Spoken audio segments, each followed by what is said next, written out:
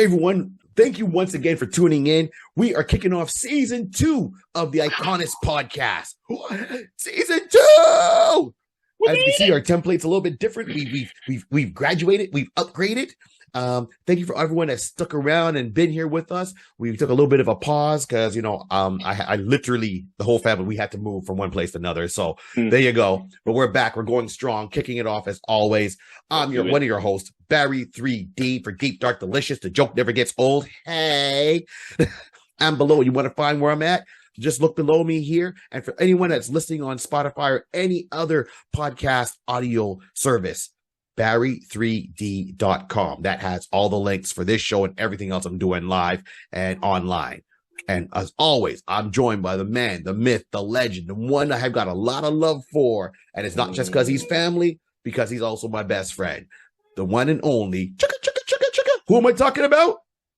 DJ Rod C. What's DJ Rod C. My man. Rod, where can we find you? Listen, you can find me, luckily to the new printing, I'm just down below. But technically, you can find me, for those who's listening and don't see any intervals of interface. Hey, you can find me on Instagram at Mr. Rod C. MRRODC. You can also find me on Twitch at DJ Rod C. That's where you can find me. Listen, I'm all over the web. We're having fun. Listen, we're going to have some good times together. If you see me, hit me, shout out, let me know. Hey, I saw you on the iConis podcast, and I'll be like, yo, welcome. Good to see you. Let's connect from there. Let's go. We all family. So first of all, quick round table. Please support the book so we got something to talk about. What I mean by that, go to your comic book stores. So in Montreal, Check Swing, big supporter of the show. Oh, in Kitchener, here in Ontario, Wow Comics, big supporter of the show. And everyone tuning in. And as usual, the man that makes us look so pretty, especially better looking for season 2. Rod, who am I talking about? JJ Bird Digital. Jay Trying something Bird different. Digital Trying something different, Arts. Jay. Trying something different, Jay. Hope you like that. Jay loves it. And on that note, speaking of Jay, seriously, he loves it. And speaking about Jay, anyone that goes to Jay Bird Digital Arts and says that you heard from him on the iConis podcast, be it if it's our YouTube channel or on our audio channels, wherever you listen to it, if you mention you heard about him here, he will give you a discount on any work going forward. So on a first project if you reach out to Jay for the first time, and I believe it's new customers, and you're using his, asking him to use his service, so to speak, to any social media templates, all that stuff, mention you heard it on the iConis podcast, Jay will give you a discount on our behalf. So thank you very much, Jay, for sponsoring the show and being a friend and a true man to the masses. Oh, my shoulder. Oh, Jesus. We're at that age, man. I was doing a lot of comedy shows this weekend, so my voice is going to be a little bit rough on this one. It's not you listening. It's me talking. So until my voice gets back, it's the way it is. It's that smooth voice. Hey, Colt 45. I can be like Billy D. Williams, but I ain't smacking nobody. What? Who said that? All right, here we go. Yo.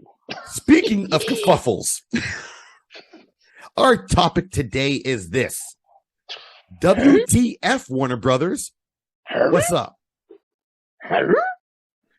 Okay, so we've looked at every projects, and as comic book fans here talking about it, our very first episode was on a Warner Brothers DC property, right? We talked about Justice League, Snyder Cut. Okay, great. Loved it. Here we are now, roughly about a year later. And we are now talking about Warner Brothers WTF. What I mean by that, what's happening with all the projects over there with Warner Brothers and DC. We've had projects start. We've had projects canceled. We've had projects delayed, and then the stars themselves, the actors, actresses within the properties have just been going wild. Yeah. Right? From Ezra Miller to Amber Heard. And Rod, I've got a theory. Lay it on me. Let me hear what your theory is. My theory is this. There's something in the water. Now, most people go, haha, Barry, very funny. No. Because I watch Animaniacs, and I know the Animaniacs live in the WB water tower. So they might be spiking the WB water tower, and maybe Ezra Miller and Amber Heard drank some of that, as we like to call it here in the West Indies, government juice, drank some, water, and the Animaniacs must have done something to him and had him acting buck wild. Because Ezra Miller, if he was a cartoon character, let me tell you, some of his antics would be funny up there with Animaniacs. But because we know what humor is, but this is what it brings it to. So, did the Animaniacs sabotage Amber Heard? This guy's gonna go on a complete. Ezra Miller, did they? That's my question. Conspiracy theory. That's right. That's my comic book conspiracy theory. It's the iConis conspiracy theory. The iConis comic book conspiracy theory. That's what it is. It's the ICCB. There we go. ICCB. iConis comic book conspiracy. So no, it's the ICBC. There we go. ICBC. Yeah. iConis comic book conspiracy theory. I forgot the T at the end. Y'all can play it. I'll hashtag it. What we doing? You're saying right on. Right. So let's go through some of these properties that I was excited about, and we talked about, for example, Amber Heard. I'm not going through the whole court case. Whatever. What's done is done. Here's my question, Rod. There's rumor going around that now Aquaman the movie got pushed back the release date. Yeah. Okay. I remember seeing that. Do you now? I don't know what I said. This is just us talking. So it's not like I say I'm just putting out there for the masses. It's not like I know any insight or I'm listening to any kind of rumors. It's just a real logical conversation, with some fun to it. Because they pushed the date back. Now, rumors said there was probably going to be some reshoots or they're snipping Amber's part. Do you think there's any truth to that? And also, if let's say Aquaman 2 does really well and they make a third part, do you think they'll recast Amber Heard's character?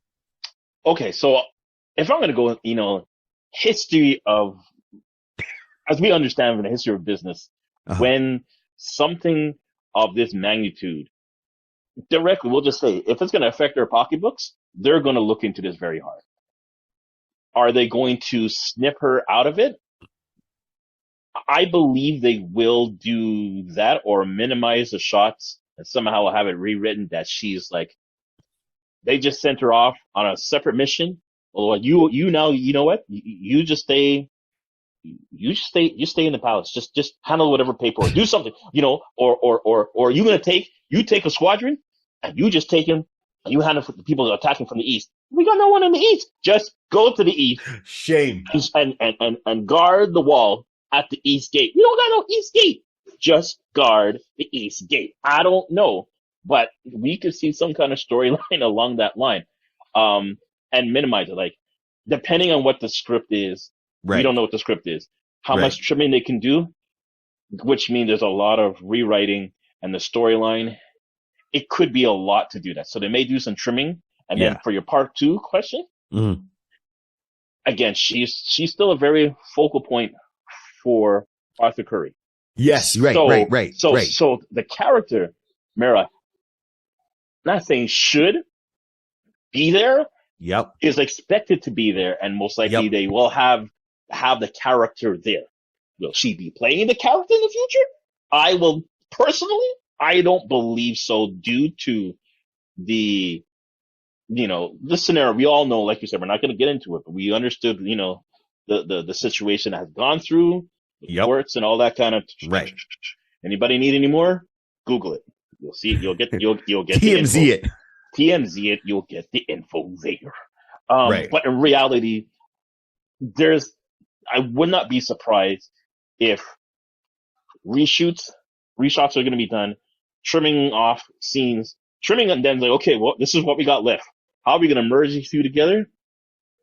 Jason, we need you to come back in. Just got to throw some water on you.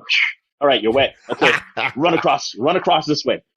Just run across the way. You're wet. Just do it. Take one. Just take it. We'll figure it. We'll figure it in editing. We'll chop it up. We'll add some splash. Paying people CGI, right? You got CGI money. We'll figure it out. Let's do it. They will trim it out and get that figured out. So that's how I agree with it. That's going to happen.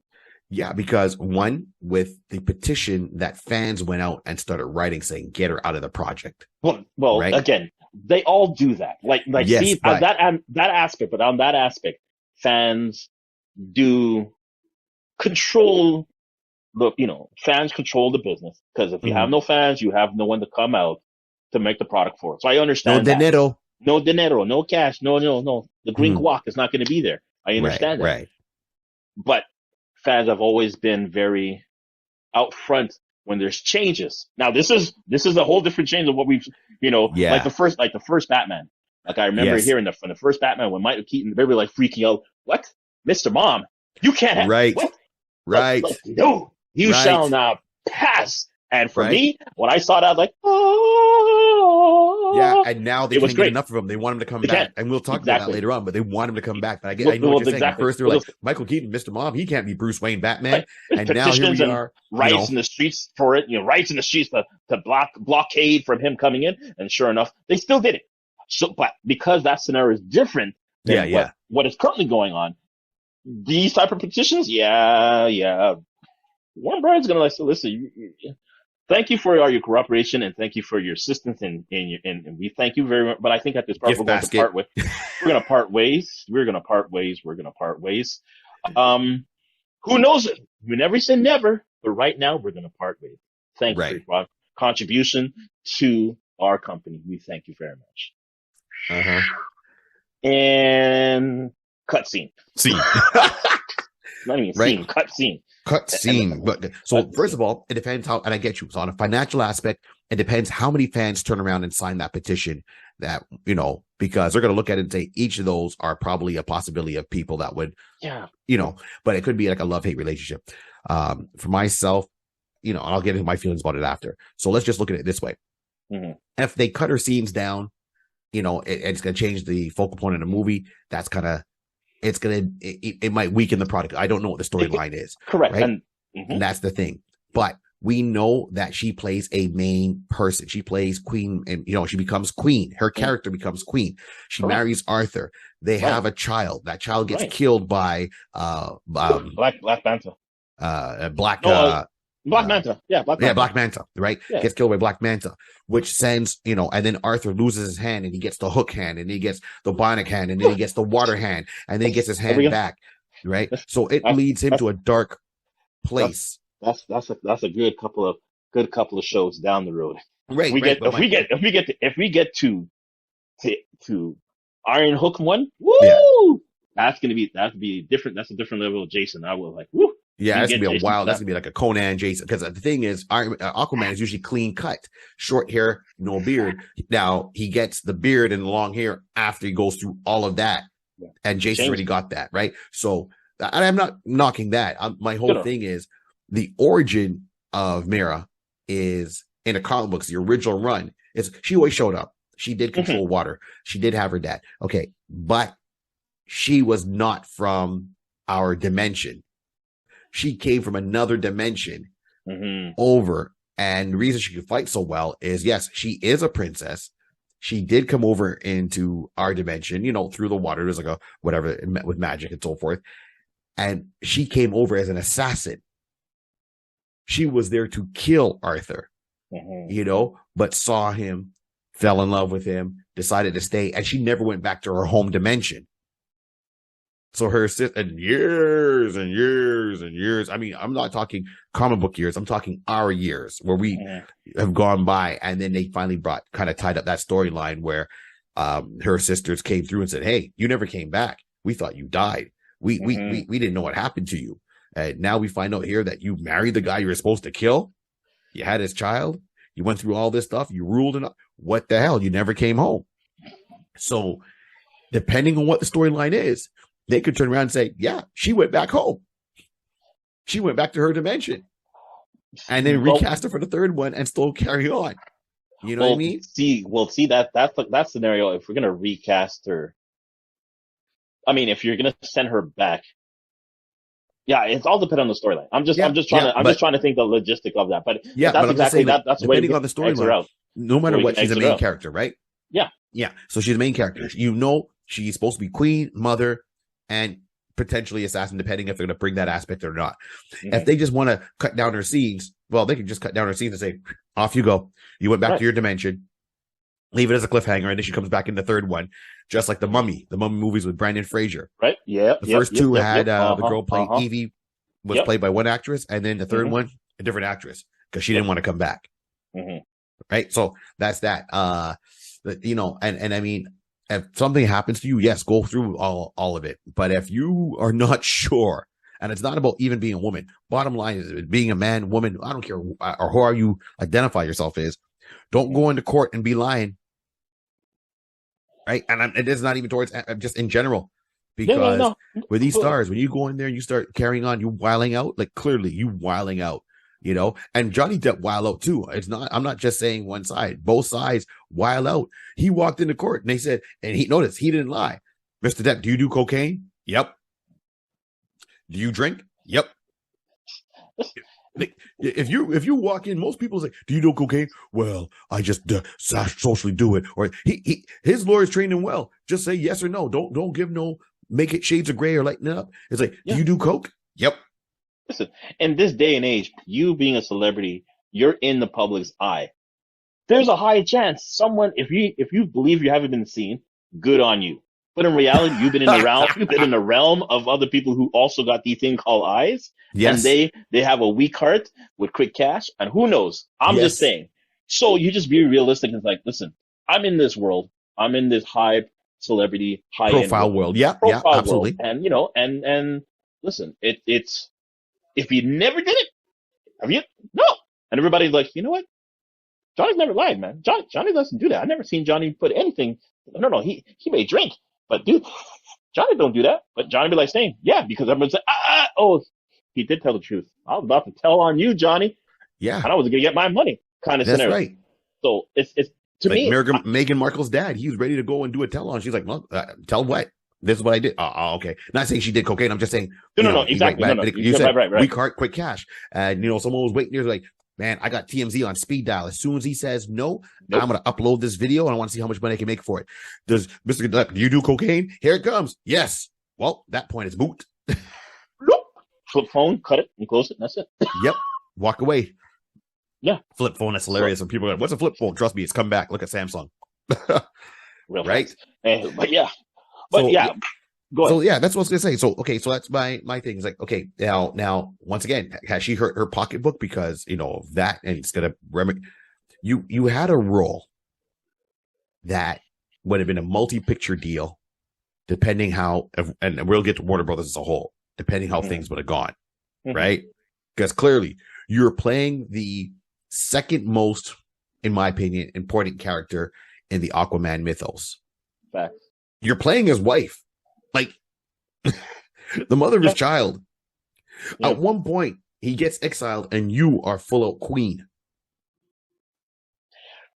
Listen, it's okay there. Okay, yeah. Okay. So once again, something in the water, and I'm drinking my water here with Kool-Aid in it.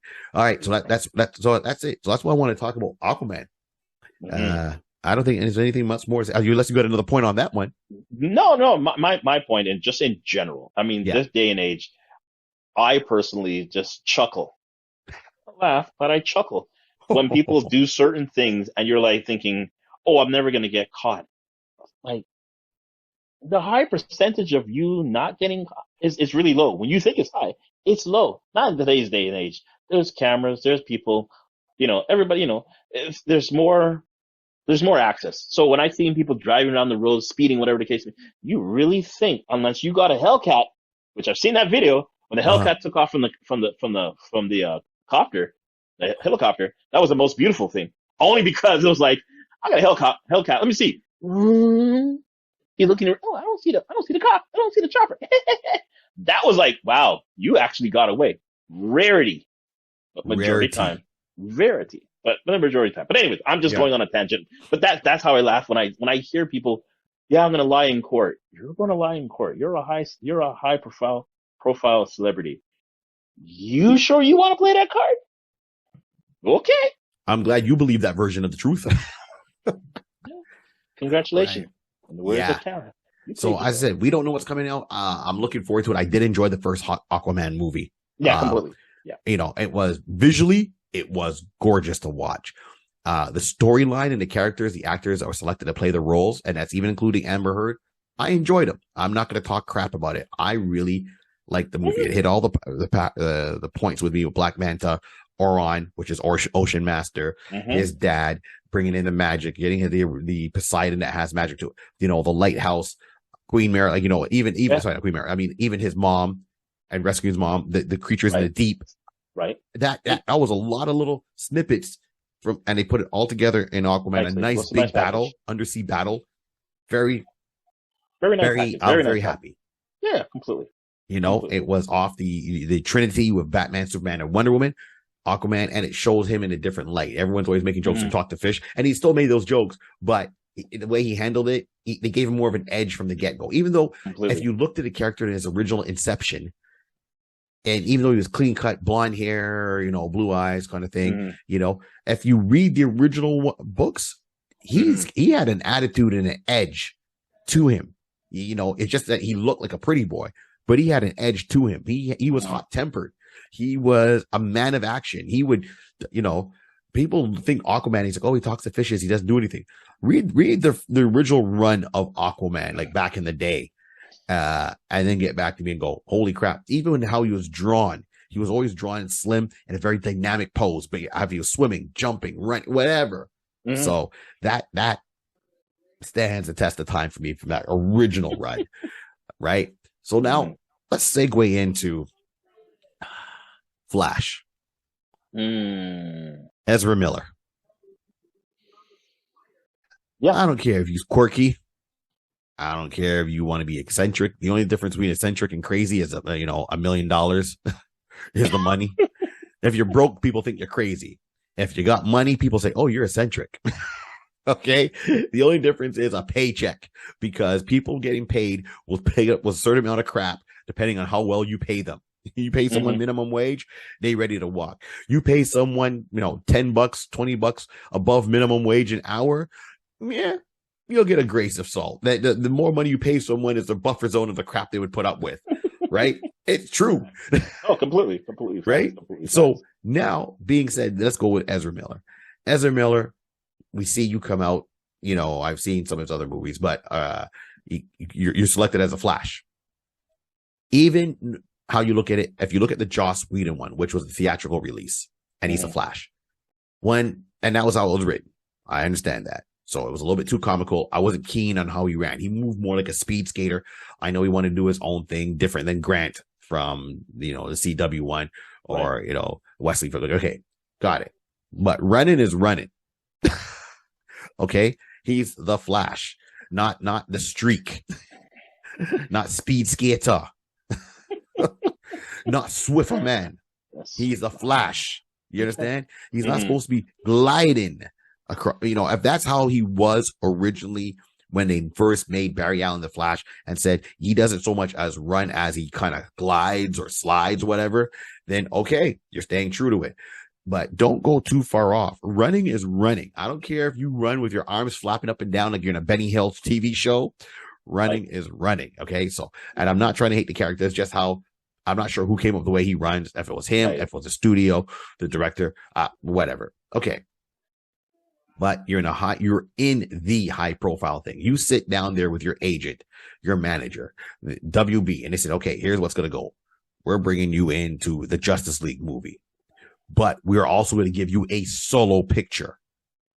So you got a 2-movie deal minimum, along with guest appearances and other properties, like how Marvel's doing with Samuel Jackson, at one point always showing up and all. We're going to give you, okay, so you're making coin. As an actor making coin in a high profile property from a big studio that's going to back you, you should be okay.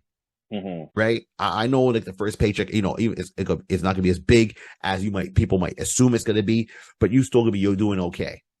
You're going to be taken care of. So you're in the Justice League. And then of course they redo it and they do the Snyder cut. All right. Which I enjoyed how Snyder had Ezra portraying the Flash in that property as opposed to the theatrical one done by Joss Whedon. Right? Yeah. So that's just me. Still ran the same way. You're going to do a key important story for Flashpoint.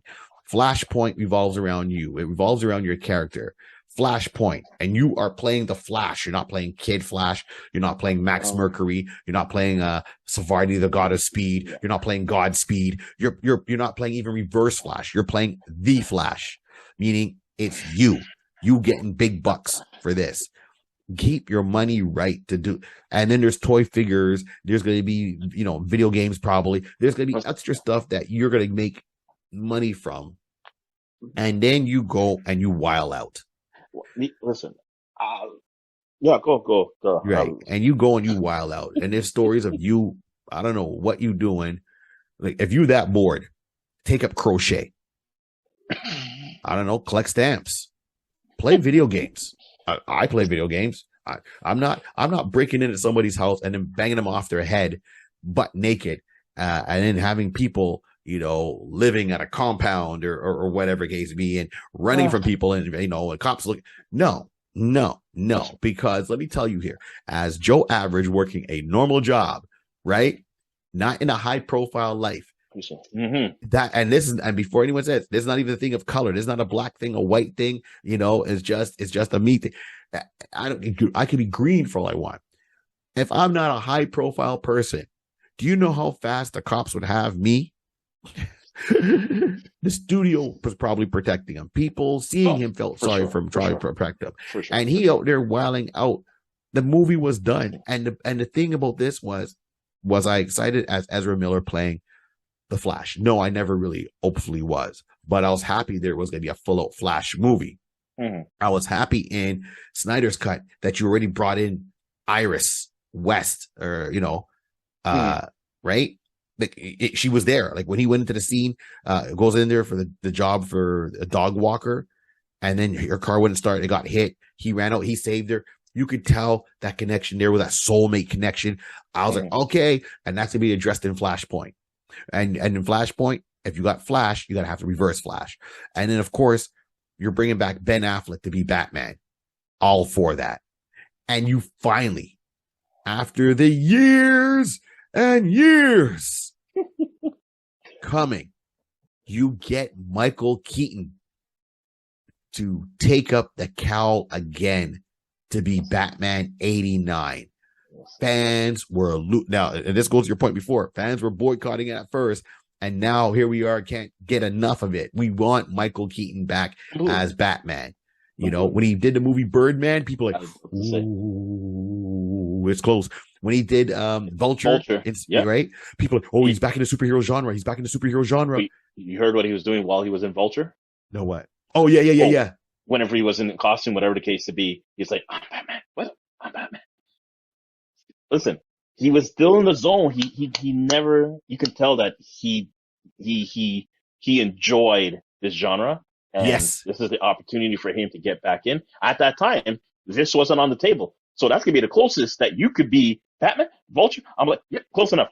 Yeah. Every scene he was doing with and not Andrew Garfield, Tom Holland, they'll do the scene together. He'll whisper in his ear, I'm Batman. And then Tom will start cracking up and he'll like, what? For anyone watching or listening, you can go on YouTube and look up Michael Keaton graduation speech. Right? He gets a diploma from a university, goes through the whole thing. Yo, thank you so much. Come on, let's do it. He goes, I'm going to leave you guys with one thing, though. One final, very important piece of information in life that you need to know. What's that, Mr. Keaton? I'm Batman. Thank you. And he walks away with his diploma. I lost it. People lost it. Come on now. He's been keeping this going for a while. You finally get him back to be Batman. You bring back the original 1989 Batmobile, the Batcave.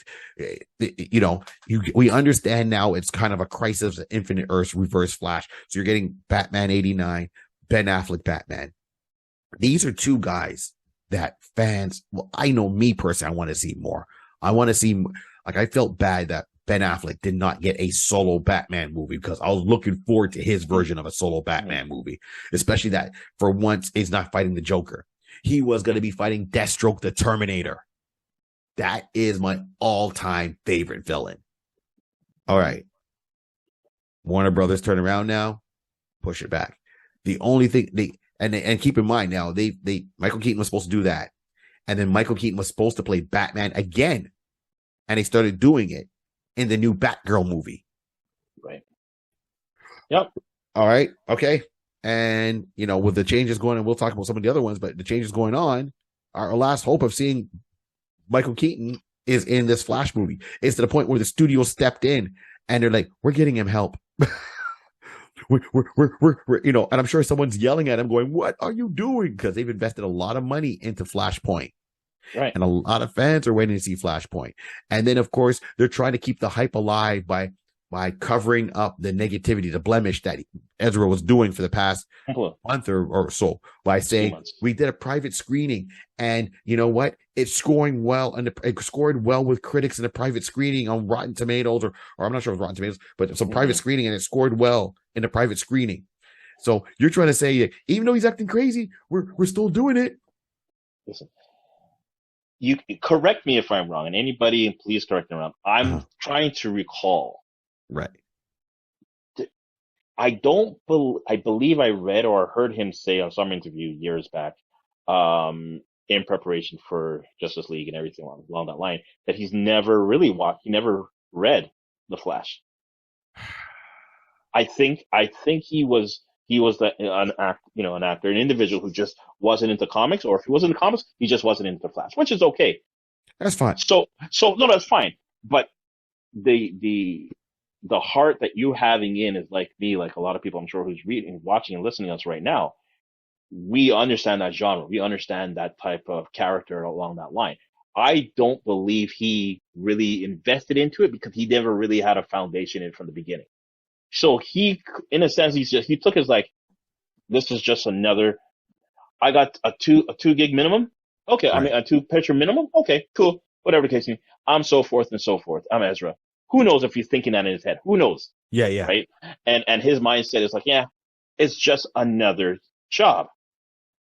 So he's not being very careful with that. This is my private life, which is understandable, and this is your work life. Completely understandable. But I believe that maybe just, it's just the high profile that he is, the lifestyle he is. Yeah. It's one of those things that I'm trying to remember who, but you can understand someone at that high profile. It's not to sound harsh, but he needed to have someone very close to him to, in a sense, give him that mental reality check. Guy, Ez, come on, you're wiling out, bro. You're wiling out. Right. I know this may cost me as a friendship or whatever, little being connected to you mean I can get a little extra coin in my pocket. Who knows, whatever. Yeah. But someone really needs to step in there a long time ago and telling Guy, you're wiling out. Forget the business aspect or whatever the case. You were just wiling out. Right. Exactly. You need to slow down. And again, we don't know the personal situation that led him here. We don't know what he's been going through. Who knows? But we can tell. You definitely, like to say, he has to step in. Like, he needs help.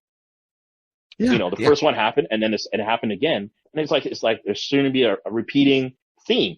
A repeating issue that's like, Guy, you need help. Now, in that regard, I'm just saying it now to the business aspect of it. Right. Okay. Like, now to the business aspect of it, yeah, he didn't have a full foot in the door commitment to me. Like, he just took this as a job. Okay, I see what you're saying. Yeah. You know what I mean? I hate that, but yeah, go on. But that's the painful thing. But you can always find. I always take it that an actors or actresses are taking up a role. If it's something that has history, it'd be great if they understood or they knew it prior. But I know not everybody knows everything that's going on in the world, so they won't have access to that. Right. You know what I mean? But have the ability to say, okay, let me get into this role and realize, and let me do the best that I can, and just keep head and state proper and make sure everything's in proper guidelines. Like, listen, you're gonna go a while and have fun, but guy, this, like I said earlier, we're in a digital world where things are you can't really hide anything. It's very rare that you think you can do stuff that you're not going to get pinched. Yeah, and to your point, okay, so Michael Keaton wanted to come back and be Batman, right? Mm-hmm. All for it. Go for it. Ezra Miller, and you're right, maybe to this point, maybe he never was invested into like a comic book genre like how we are. I mean, we're doing a podcast on it. This is what we talk about all the time. Okay, cool. And this is just a general blanket statement. I am tired of stars taking roles that they have no passion about, no history about. It's just a paycheck, right? I get when you're coming up in the business, you're going to do roles that just to pay the bills. It's the craft. You got to do what you got to do. It might not be your thing, but you're going to do it, right? At least do it well. Do it as best as you can, as you say. But when there's something with established history and you have, you know, the money's going to be good, but you have no idea about it or you don't care about it, it's better to walk away than to do it. And I can't even blame the actors. I have to blame the studio. It should be one of their prerequisites, right? Like look at Kristen Dunst. Oh. No, it should be one of their prerequisites, right? And that's my thing. Look at Kristen Dunst. Kristen Dunst turned around. She did this first Spider-Man movie with Tobey Maguire. They asked her in an interview, "Have you ever read the comic book?" She's like, "No." "Do you know nothing about MJ?" She's like, "No. They told me what the character was. I'm just going to play the character. That's it." Right. You know, and she found at the time comic book fans silly. That is a slap in the face for people that put money into these books as a multi-billion-dollar interest. Once again, we're not the only podcast talking about comic books. We're not the only YouTube channel talking about comic books. Comic books and anything related, be it if it's comics, statues, action figures, cosplayers, video games, you know what I mean? Collectibles, poster, anything, cart, anything related to it, t-shirts, anything, you know, related to it. Your statement slaps those fans in the face and hurts the property, right? So stop doing it and get people that want to do it. If they're not right for one role, they'll be right for another one. Key point, Henry Cavill. Henry Cavill he enjoyed being Superman. Wants to play Superman. He's at home and there's pictures of him on Instagram. And what's he doing? He's building a gaming PC to play World of Warcraft because he enjoys the game. Yeah. Oh, you one of us. Yeah, completely. He's one of us. Okay. He knows it. Robert Downey Jr. He knows Iron Man. But you know who also likes Iron Man? Tom Cruise. Tom Cruise is an Iron Man fan. I remember hearing that too. Yep. Okay. So Ben Affleck. Ben Affleck's a comic book fan. And let's not even, we're not even talking Batman. When there was talk of a Daredevil movie, right? Ben Affleck wanted in. Yep. When he found out Kevin Smith was writing it, he's like, "Yo, man, I've done stuff for you in the past. I want this project." Yeah. Well, okay. Ben Affleck wants to play Daredevil. Now, people look at a Daredevil movie. Now, keep in mind, the Daredevil movie was not a Marvel property project at the time. So they took their interpretation of his radar sense and all that. So it wasn't, I always said, it wasn't Ben Affleck that failed Daredevil. It was the Daredevil movie that failed Ben Affleck, because when you watch Ben Affleck as Batman, he got right in there as Bruce Wayne in Batman versus Superman. I was excited to see him in that role. And then they were letting him direct it. And Ben Affleck can direct. Ben Affleck can act, right? He has a grasp on the character. He knows the character's motive. He understands what the character's about. And the beauty of it would have been a Deathstroke versus Batman movie instead of the usual suspects, as I always like to say, which is Penguin and Joker, and Harley Quinn. No. This was, and then the studio kept changing. Oh no, we want this, we want that, we want this, we want that. We want this direction. They don't. And Ben Affleck said, "Okay, you want to go in a direction I don't want to go in. Okay, fine. You guys do you." Now, then they went with Robert Pattinson. And I liked the movie. The last Batman movie, I liked the movie. I still have a hard time watching Robert Pattinson do it. He was too emo for me. But that's me personally. I'm not knocking, but I love the detective aspect of it. Like, this is the first time you've seen a Batman movie where you see why he's known as the greatest detective. I mean, Batman's book was called Detective Comics. He took over Detective Comics as the staple. Detective Comics was really about detectives and cases and solving murder mysteries and all that. And that's how it was written. Like, for gumshoes, as they call it, or flatfoots, because it was police officers back then, right? Like the Dick Tracy kind of thing, right? Yeah, the private eyes, exactly. And then Batman came about and they said, "Hey, let's make Batman the greatest detective." That's what we studied. That's what it is. So that's why his detective work comes up more in that title, Detective Comics. So seeing it, I like that. But Ezra Miller, with his stupidness, might also got this project canned.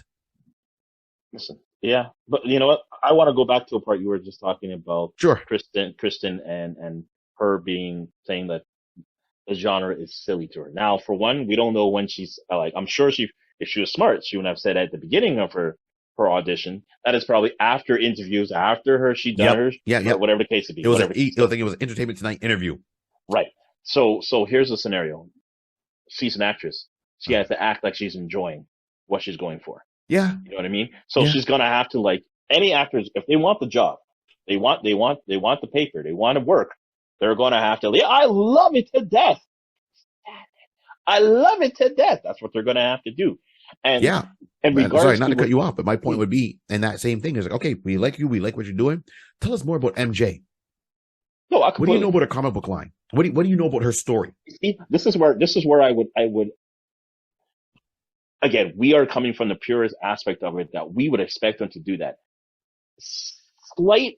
I would say yes, we should pose those type of questions to her. Questions like that should have been posed to her. But if she was doing a movie rendition on a book, a novel, right? She'll probably is smart enough. She'll read through the novel, whatever the case may, and get herself a just idea of it. Thank you. If anything, yes, that's my point. Yeah. You're right. No. That's to be the good, the smart way of getting into that business. You're going to want to build a character. If I'm going for an interview, I'm going to at least any type of job interview. I got to know what the company's about, whatever the case may be. Right. But some people they don't do that. They just wing it. They go in and talk. So again, some actors, I would believe, probably does the same thing. I'm coming for this actor, but you need an individual. You need a lady, blonde hair, who's very, this type of character. I can play that.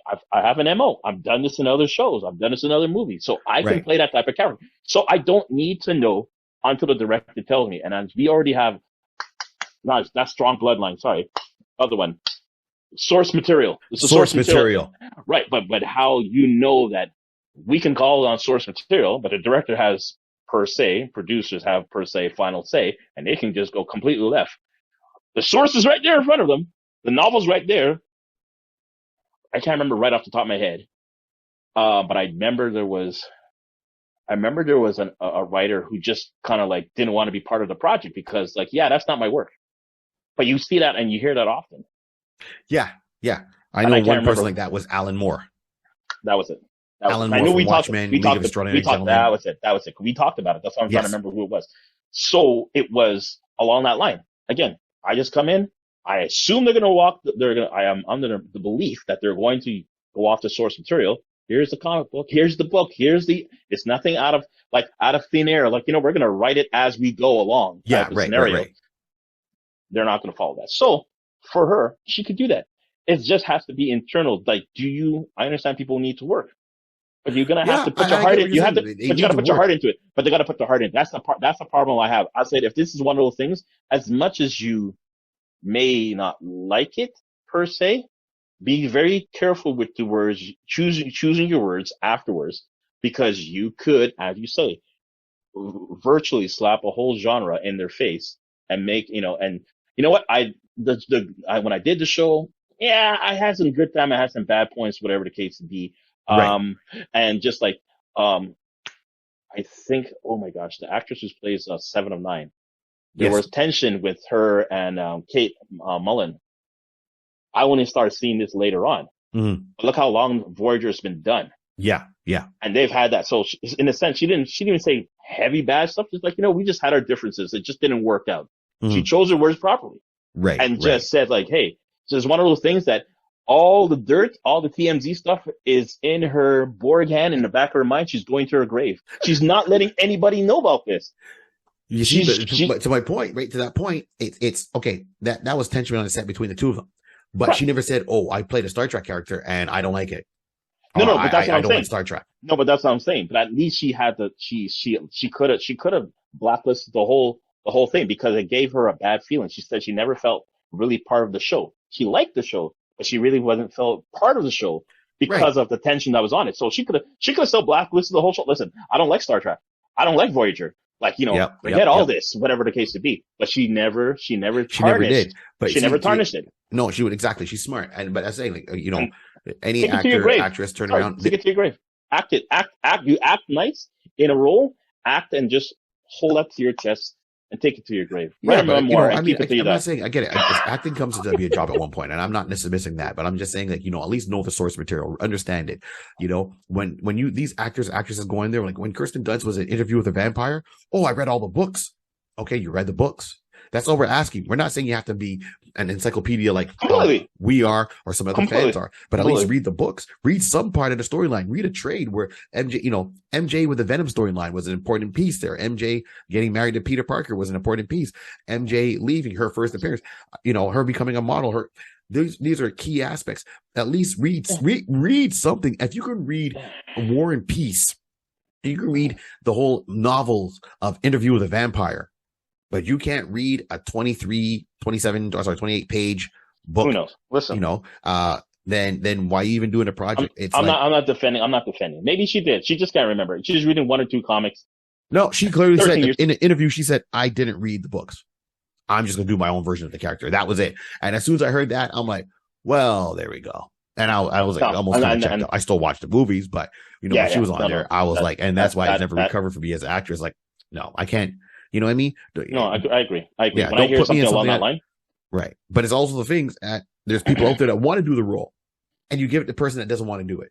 Give it to the person that wants to do it. That person wants to do it will be at all the Comic Cons and the fan expos, and they'll do the interviews, and they'll be out there and be passionate about it, and they know they'll keep that going. Key person like that, right? Number one, even though he's not an A-list star in that scenario, he's respected a lot by the fans, in my opinion, is Jason David Frank, the Green Power Ranger. The one that plays Tommy. Right. He's out there. He's at he's at Power Cons and Comic Cons and whatever case be, and online and appearances. And he's doing stuff with Bat in the Sun where he brings back being the Power Ranger and the green, and he knows that's his bread and butter. And even when they came out with that fan made one where it was more of adult themed, people asked him about it, and he goes, yeah, I like it. He goes, I like the action, but it was a little bit too dark for kids because Power Rangers is aimed for kids, and that is more for kids. So he didn't discredit it, but he chose his words wisely, saying the action was nice. It was great. They brought it back, but it's not Power Rangers because Power Rangers for me is more for a younger generation, and the characters were more depicted in adult situations. And that's where he was like, that's where I'm not a fan of. Right. So as me watching it, who grew up, watched Power Rangers younger, grew up as a grown man, I've progressed. I've aged, maybe somewhat. I'm a little bit immature, but at the same time, I'm not the 12-year-old watching it, a 10-year-old watching it. Power Rangers is still on, and it's aimed at kids. It's not one of those properties that it's came on for a couple of seasons, it stopped. People are like, hey man, we cool at the Power Rangers, and they brought the Power Rangers back as adults, and then they started that whole kind of scenario. There's always been Power Rangers aimed at kids over the years. Right. So he's one person that's behind it. And as I said, Affleck, Momoa enjoyed Aquaman, Robert Downey Jr., Tom Cruise. There's actors out there that really, Wesley Snipes, he enjoyed it so much. He enjoyed it. He read it. He played Blade. He was also wanting to do Black Panther. So he read the books. He's done his research. And when I hear actors that say, no, I never read a book, I'm just going to do my own thing about it. He runs fast, right? Yeah. Okay. Just give me the script. I'll do it. All right. I'm not denying your talent, but at the same time, you can't go there and sit there in the audience and like, yeah, what do you think about a character? Oh, I think guys in spandex are stupid. But it's not just the actors. It's also the studios. There's when you get the producers, when you get the director saying, I want to do my own take, like Dolph Lundgren Punisher, right? Yeah. Dolph Lundgren playing a Punisher. Dolph Lundgren as the Punisher, I was like A1. And then he shows up and I'm like, okay. And the director says, oh, well, I didn't want to give him the skull and crossbones or the skull on his shirt. Yeah. I think it's stupid with a guy walking with a shirt with a big skull on it, So I put the skull on the knife, and I'm thinking, no, that's not. I've got a shirt with people on it. I got a shirt right now with Superman on it. It's like, you don't want that. The simplest thing is not to say that you had to make a green screen costume CGI, a shirt with a skull, and you couldn't even do that. I want to do my own take. I agree with you in regards to here's how I look at it. The actors are by all right are to respond or listen to what the director says. The directors should by all right be listening to what the producers say. Producers and the company, the studio. So it should trickle back down. So at some point. Right. So even if Right. the actress or actor is like saying, you know what, I'm going to do my own thing. Hey, that's great. That's good. You can do your own take slightly. Right. This is what the core is. Yeah. If you don't want to, listen, I left you clause number 58, section B. This is your way out. If you don't want to follow, I'll give you a little 10 grand for gas money and go. Gas money? Go on your way. Because you're rich. You got a Maybach. You got a Ferrari in the front and you got to pay gas. I understand. Man, they got a Go. plug in. They got a Go ahead. Tesla or something like that, man. They got Go a ahead. Tesla. Go ahead. But then it comes to the same thing with a director. Oh, I'm going to do my own take. Like Off you go. off you go. Like everybody who's listening to, we all had the similar head shaking when it came to Spider-Man. For the amount of time Spider-Man got rebooted, retouched, and everything like that. Always doing the same thing. And I will remember I had a conversation with a friend, shout out to B. He was saying, like, listen, sometimes you, as much as we want this to be the exact same way, you sometimes have to come from a different angle. And I agree with that. And I agree with that. And when he said that, I'm like, it makes sense because you're going to get tired of seeing the exact same thing. And that was like maybe the second or third one. In time, like in a sense, like the second one, and you're just like saying, "Oh, it's repeating again," and we're like, "Oh my gosh," not knowing that's really what we wanted, something slightly different. But give us something different. But stick with the storyline. Stick with at least the base of it, Right. Something like Right. that. And again, it's you have your own. Again, I don't know what the background process of writers who's writing the script for the movie. Mm-hmm. Mm-hmm. Versus / the original author of, say, novel, comics, Right. or whatever the case is, whoever penned it first originally, because you're always going to get that rendition. So the writers, but at some point, they should have some type of collab. You're taking that person's book. You're okay. Well, like, as an example, we still have the genre. We can still talk about it. Reacher. Yes. I don't know if anybody's seen Reacher. Woo! I'm just going to tell you. We're going to have to have a separate show for that. Yes, we But do. I'm going to tell you right now. Anybody, if you didn't get a chance, Amazon Prime, Reacher. And I think, B, you and I had a conversation on this, and I was just saying that, as much as Tom did good in his version of Reacher, this is clearly one of those times when you can clearly see, like, we could not produce a Tom Cruise as this particular Reacher, because that's like, that's night and day. That would, like, Tom could do it. Yeah. But if Tom did that, that's a serious, a Tom that everybody be like thinking, Tom, you're scaring me. That's, whew. But it gave more story. But we'll put a pin on that, as you like to say. Put a pin on that. We'll definitely talk about Reacher. I love Reacher, and I know it's coming back for season 2. Exactly. Well, definitely has to. But the fact is that's where I'm just saying that although the book was saying one way, the directors can alternate it a little bit. Yeah. But I could still see the similarities between both.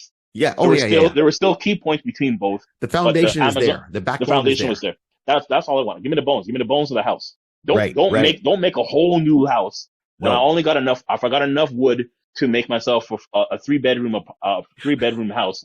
Don't somehow extend it to a 7-bedroom with 3 bathroom. Like, I don't got enough wood to do this. How the hell are we going to do this? Like, you're stretching this thing far out. Like, I can't even, like, wood chopper. It doesn't make no sense.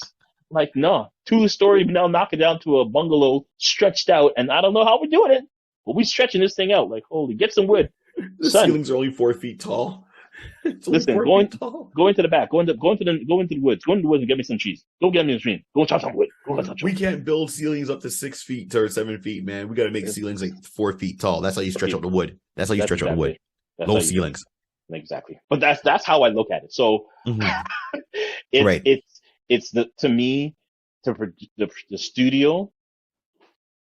Like, for me, honestly, this is just me, honestly, that if we've ever had the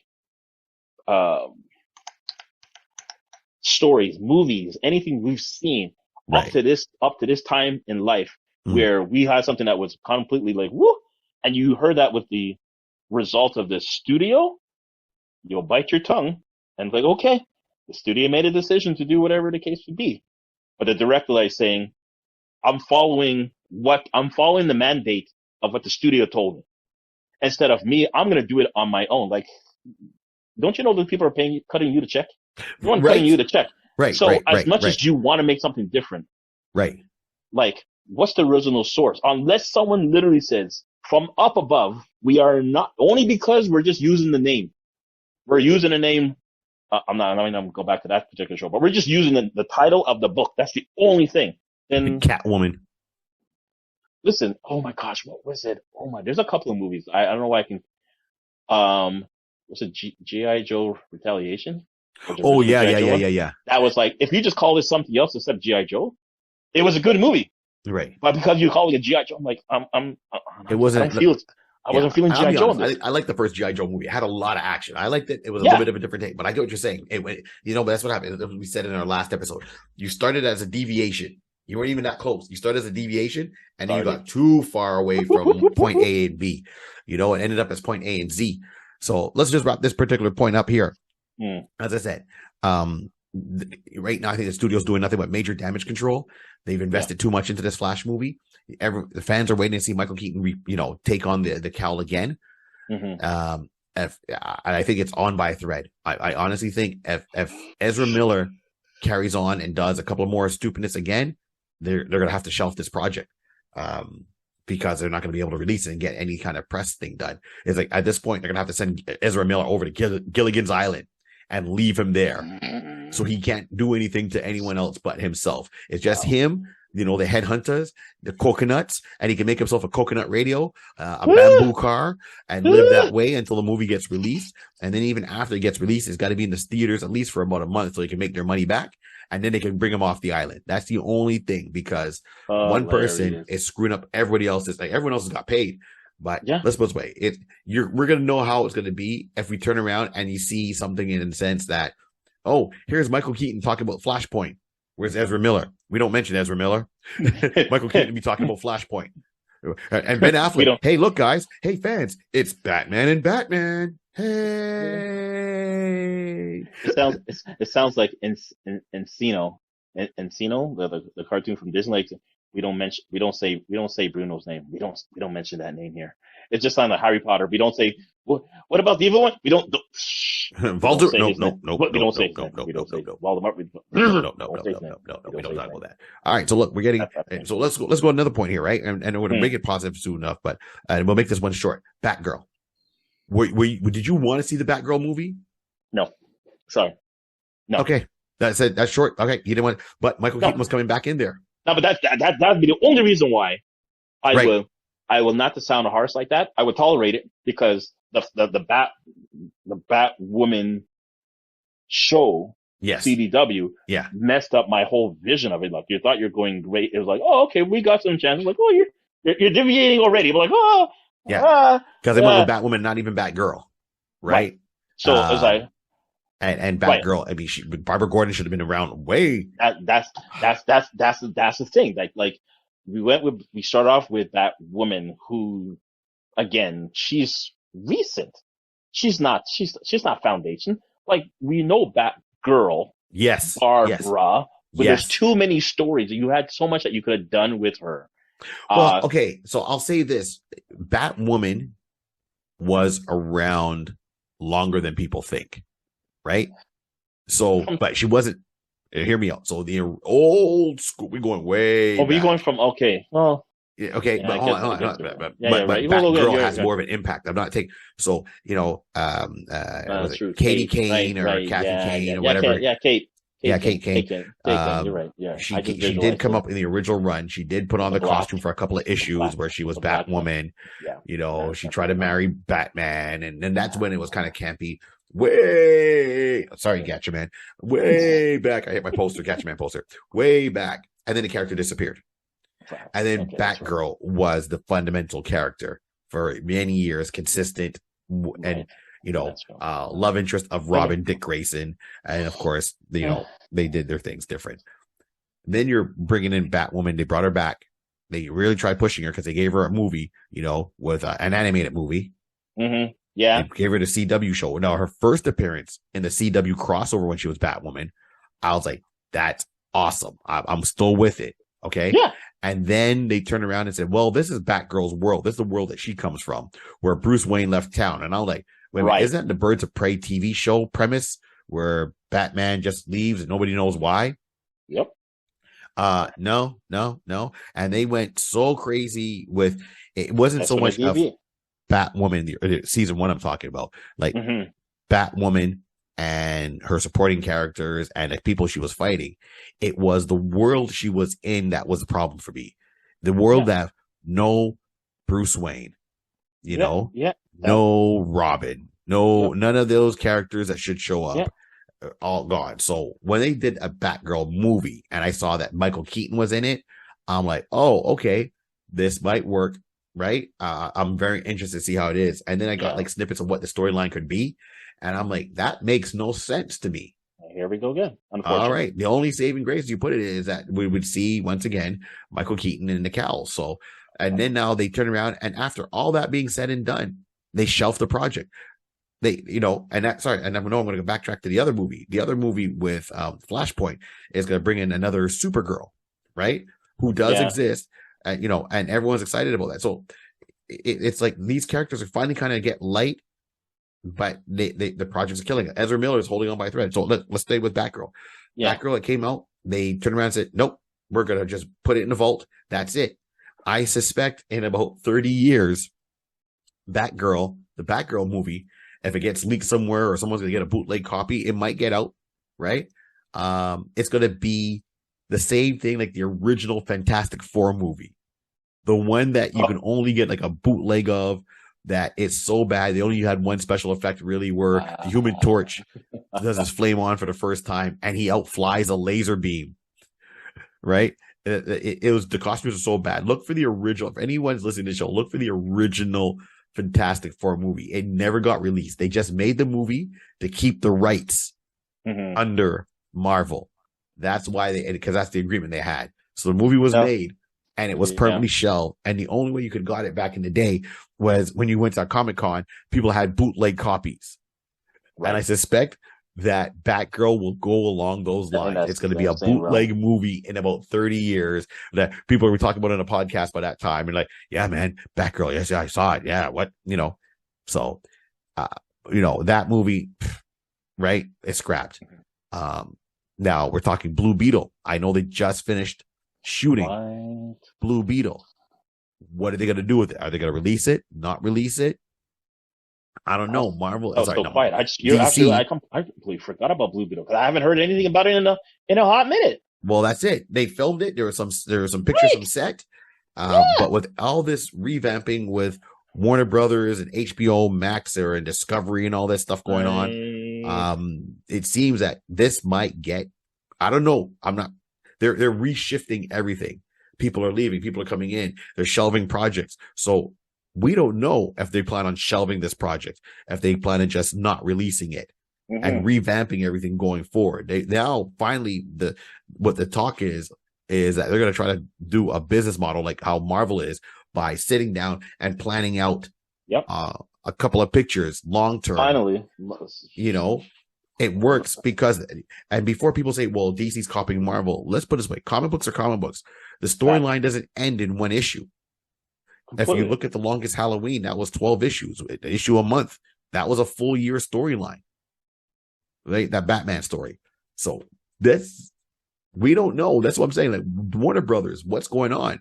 You know, it seems that they're going to get the guy who was running the CW universe to go over to take over Warner Brothers and try to get all those properties together, because for a TV show, he had Arrow, Flash, Legends of Man Tomorrow, and Lois, Supergirl, Legend of Tomorrow, Legends of Tomorrow. Legend of Tomorrow, DC Legends of Tomorrow, right. So there's another one, but he had the foresight and the vision how to intertwine it, and that's all it was. That's all you needed, right? And he did the classic thing for comic books where it was you have your non-going series, and then at the end you do a crossover episode, and that crossover episode was what we would call an annual. You would get the annual at the end of every year, what was a big event. And there's times where other heroes were all crisscross in to fight whatever threat was going on. And the first couple of them they did, like Invasion was a good kickoff. Yeah. On the CW, we did it when we had our show Out the Box fan cast. Mm-hmm. We talked about it on videos, and if you go on your YouTube channel, you'll actually still see that video there with me and Rod, right around Christmas time, talking about it. And they did other crossovers, like Invasion, well, Crisis of Infinite Earths. They did that take on it. That one was wow. Yeah. I loved every episode except for the DC Legends Tomorrow, because I find that show got a little bit too campy for me, and I'm a comedian. Right? Yeah. Season 1, DC Legends Tomorrow, I liked it. Season 2, I thought was awesome. They brought in the Justice Society. I'm like, now we're talking. Right. Yes, remember Hawk, right? Yeah. Hawkman, Hawkgirl. I'm like, finally some representation with these characters. I was all excited about it. And so now, all that being said, I know we're coming close to our time here. Let's just kind of put this one and wrap it up. I know we're kind of talking like we're kind of bashing DC, and I like DC. I love DC. Listen, love it. I mean, if you talk to me about the new gods, that's a conversation we can have for days. Deathstroke, days. So this brings us to the point. Flash, I feel they're trying to save, and the next one they're pushing by is, and because there's no drama with this person, is Dwayne Johnson as Black Adam. Yeah. Yes. And it seems they have a version of either, there's other heroes. So there's Dr. Fate in there. Hawkman is in there. Cyclone's in there, right? Atom Smasher is in there. Atom Smasher, thank you. Right. So these characters, are they the Justice Society, or is it the All-Star Squadron? Because all these characters are on both teams at some points. Or are they crisscross? And that's the Earth 2 version of these characters. I know everything's merged together. I understand it. Now Black Adam is there. Are they now, and because Dwayne is such a clean cut person in a sense of no drama, not like Ezra Miller, I mean, right? Are they, and the way they're promoting it, like Dwayne just announced today. So now this will be out like Tuesday. So Monday, August 29th, that he's coming to Fan Expo in October to promote Black Adam. And there's a contest going on, WB Canada Instagram page, where they're running the contest with Fan Expo in October, with Dwayne Johnson coming down.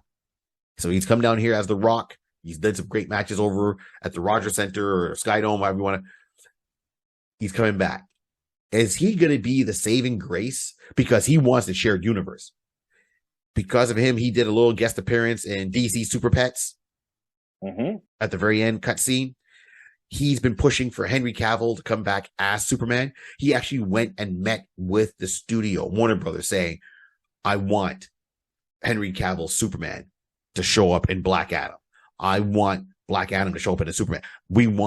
I want him back. There's pictures on the internet where you see both Dwayne and Henry sitting down having drinks. Right. They're friends. He's been pushing DC, saying we have to be more like Marvel to have a shared universe and have the characters intertwined. And because of his $7 production, because of the money that this actor brings, he's highly paid because you mention his name in a movie, people will watch it, be it good or bad. So Ezra Miller has kind of blemished the Flash movie, even though the Flash movie is scoring high. His actions are a detractor from it. Is Dwayne Johnson, in your opinion, who they might be saying will be the kickoff to the DC universe, just like Blade was to the Marvel universe? And I know the DC universe exists. I'm talking after the revamp. I believe that it will, because Dwayne has shown enough heart about this character. And we already said that. He's shown enough heart for years. He's seen the value. And again, once Marvel was kicking off, that's when he started stoking the fire of a Black Adam. He's been stoking the fire for this for a long time. Yep. And kind of going back to what we said earlier about, I believe it's Josh. I think it's Josh Whedon. No, it's Josh. It's Josh. Whoever for the CW who's taking over, like you were saying. So who has the foresight. Yeah. So this is the time now. Dwayne could be the saving grace. For all we know, we are prophesying stuff that's already in the works. Because in reality, if WB is planning to kind of not fully clean slate, but just like clean a couple of areas, and just kind of like, okay, we're gonna start from ground zero again. Yeah. Because to me, if this movie was going off with Flashpoint, that was their clear way of cleaning the slate and starting fresh, and then you can easily say Black Adam, Superman, Aquaman, right, all in there, and Wonder Woman, and you can just start boom without a problem. Right. Because of this little hiccup and this little bump in the road, speed bump in the road, it's going to make it harder for them to clean slate it. But Dwayne the Rock could definitely be the saving grace, or if not the saving grace, he can definitely be the catapult, a major factor, the catapult. Yes. To put someone else the same way. Like I will say for me, when B versus S came out and Wonder Woman was there, like it was kind of giving me some but then when Wonder Woman stepped in, to me she was a saving grace for that particular trio right there. Right. So, and she catapulted, at least helped catapult to the Justice League movie going forward. So this is where I'm saying that although Black Adam is an anti-hero, he will do well to catapult them into say, okay, he's going to be our anti-hero. We're going to need an actual hero. If we cannot get Henry to come back, we now have to go through the roster and find ourselves a hero. But this is going to be the starting point to put WB at least back in a forward motion and hopefully get some better traction than what they had before. Yeah, true. That's what it is. True, because I know they already, as they delayed Aquaman, they delayed Shazam, Fury of the Gods. They delayed that movie too. So we'll leave it on that. Sorry, what's your point? Go ahead, man. No. The delay in that, I think they got plans. They realized that they have to just kind of like push it back, and we'll probably hear we're holding that back, and they're doing reshoots just to kind of intertwine it off of this catapult that's coming out. Right. Black Adam is a catapult. That's how I look at it. Yeah, true. I agree with you on that one, man. So on that note, we're going to wrap things up here. Rod, any last words before the masses? No, you know what? Listen, everyone, thank you for chilling with us today. Glad you guys are back with us as we start off our second season of the iConis podcast. So listen, make sure you do what you always done. Make sure you like what you hear. If you like what you hear, make sure you hit the like button. Share it to everybody else. Make sure you tell everybody with the share, subscribe. Make sure to share and subscribe. SNS. That's all we do. Share and subscribe and like, and we'll just get it good from there. But definitely we thank you guys for being with us. Listen, we got a lot of stuff to come out. Listen, just off the top of the dome, we're talking about reach. Listen, we're going to do a reacher conversation.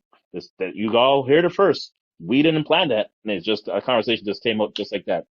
We got stuff for you. We're going to have some fun. Let's go. Let's do it. Let's go. Thank you. Exactly. Well said. So please like, subscribe, share. Once again, on behalf of DJ Rod C, I am Barry 3D. Deep Dark Delicious. This is the iConis podcast. And as I said, we got a lot coming up for season 2 and a lot more stuff we're going to do. So please support us on YouTube, support us on our social media. Remember, we have a Patreon page. We have a coffee page. So if you just want to do a one-time tip, we're all there. Everything that helps the channel grow. The simplest thing to help the channel grow is a click. And as I always like to say, this world that we talk about has been created by a piece of paper, pencil, and lots of imagination. Keep on dreaming. Let's go. Let's go. Yeah. And the Got Your Man poster. Bird, go. All right, we out. You gotta do that one. Oh, we are. Okay, we out.